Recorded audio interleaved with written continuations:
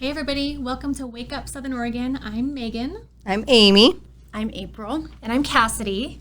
And we just want to welcome you. We're really glad you're here. We're excited, but we're more excited to get into the nitty-gritty of the issues that are affecting the people of our community, and we're ready to get down to it. Yes, we are. Yes, we are going to be discussing so many things in this wake up session in the mornings. We're going to be talking about school issues, which there's lots of, health issues, which there's lots of, just community issues, family safety, and if you like freedom, you're going to really enjoy this morning show. And one of our goals is to be totally inclusive of everyone who wants to have a conversation about this. So we're going to open it up in the comments at Southern Oregon First, and we would love to have just that conversation and just be real and be respectful, and we're excited about it. Yeah. So let's talk about why we're here this morning. To actually talk about and promote a meetup that is happening locally in Jackson County. I don't know if you guys have seen this circulating around the internet, but we will be having a meetup this Thursday. Cassidy's going to talk about that here in just a second, and this seemed like the perfect time because it's kind of time sensitive, and we really want to get the word out there. Absolutely. So this meetup is going to be in Phoenix in the high school parking lot. And the reason why we chose this is we just put it together. The governor made her announcement mandating masks for school-age children, and the uproar was loud. People are unhappy. They're not going for it, and you were wanting a meetup. It coincides with the statewide Unmasked movement. We didn't necessarily start that. I mean, we're supporting it if that's what people want to do, but that's the same day. And we're also having a meeting there. It's the Phoenix Talent School Board. It's the school board meeting, same night. So we're encouraging everybody, if you have children in that district, in that school, to be there. Go there. Be a voice. We're going to be in the parking lot gathering peacefully. We're going to have grandmas there. We're going to have people from the medical community, teachers, everybody, families, and we're going to be lifting each other up. Bring your signs. This is a time to meet like-minded people and to speak your mind and to show our governor that we are here and that we are not going to stand for putting masks on our kids. Yeah. So just opening up the discussion here. So here's the thing. We are not we're not pushing our convictions on people, okay? If somebody wants to wear a mask, they have the freedom to do that. But we are fighting for the right to be able to live out the convictions that you have. If you would like to get the vaccine, get the vaccine. If you don't want to get the vaccine, don't get it. If you want to wear a mask, wear a mask. It's about choice. So it is about choice. We are Absolutely. not here to separate ourselves from other people. This is not about us versus them. We have people that are registered Republicans and Democrats and all over the place coming together and uniting that coming together and saying we the people should have a choice in this. Mm-hmm. So that's what this is, you guys. You guys want to chime in, anybody? Yeah, I agree. I don't think this should be a political issue because freedom is not a political issue. It is just not. And it's frustrating to me because, in my opinion, when the other side makes this political, it's them telling me that they are virtue signaling with the mask. It is virtue signaling with their political stance. And it's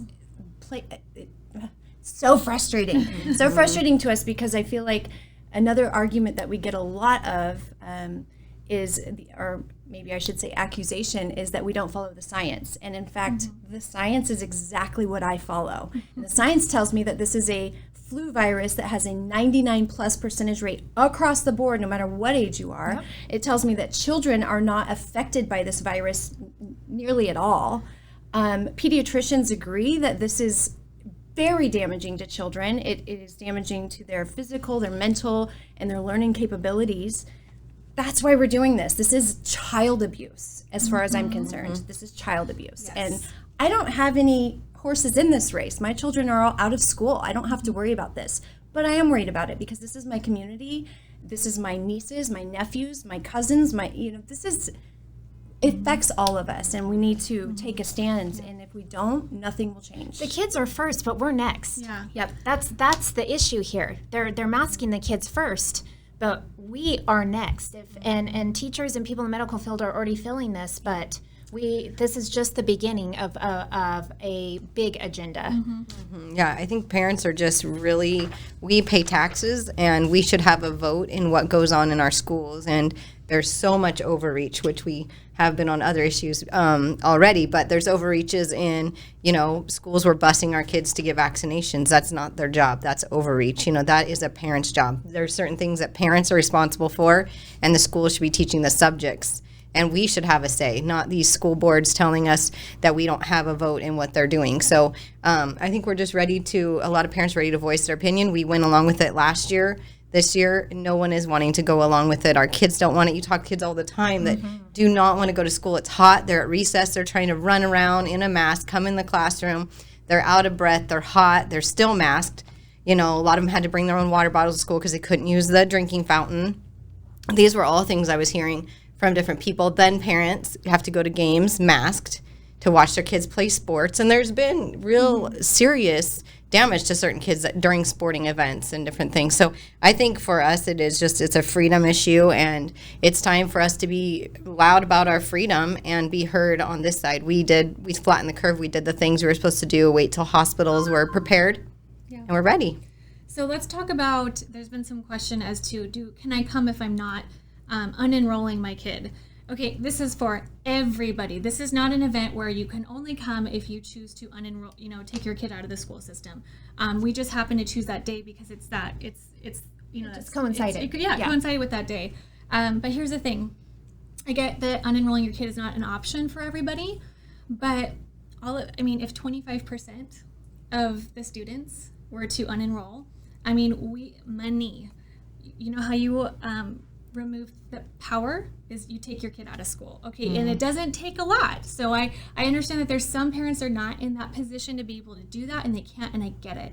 But there are a lot of parents out there that are in that position. And so we're calling on those parents to really make a bold stance and say, we're not going to stand for this any longer. I have the option to unenroll my child. But this meetup is for everybody to show support, to come together and unite. Everyone from every district, getting right? The kids back into school. The goal, if you want to enroll your kids, hopefully we can make change here and get the kids back to school in a normal way, and not, have to move to this whole online homeschooling thing. No, but then stay tuned in to what's being taught in the school. I think the mask is just the first step. We do want kids back in school for a lot of parents that need that, but then stay involved in what's being taught and what is being displayed in classrooms, what flags are being displayed, what topics. But also we were saying that there is a call to action. So once you go unenroll, it'd be better if it was in person in the school office, because I worked in a school office. We take it a lot more seriously. If you come in, tell us the reasons why you're unenrolling your student. Then you go to the superintendent, talk to the principal, talk to your commissioners, talk to your, mayors. There's leaders that we have elected to help in this fight, and they need to know how we feel and that we're ready to have freedom and make decisions for ourselves.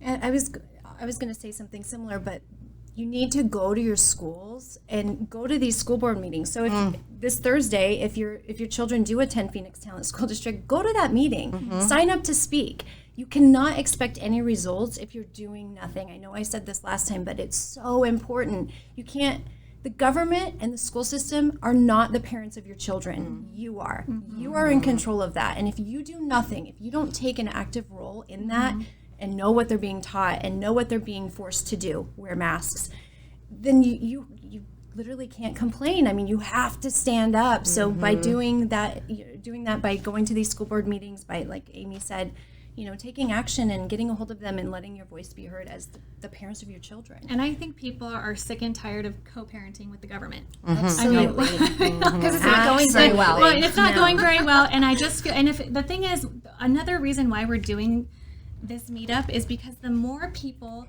that rise up and take a stand, the more people are going to see that, and the more others are going to join. And the thing is our draconian leaders, our legislators, our, Kate Brown, ODE, OHA, OSHA, these are beasts that have gotten too big.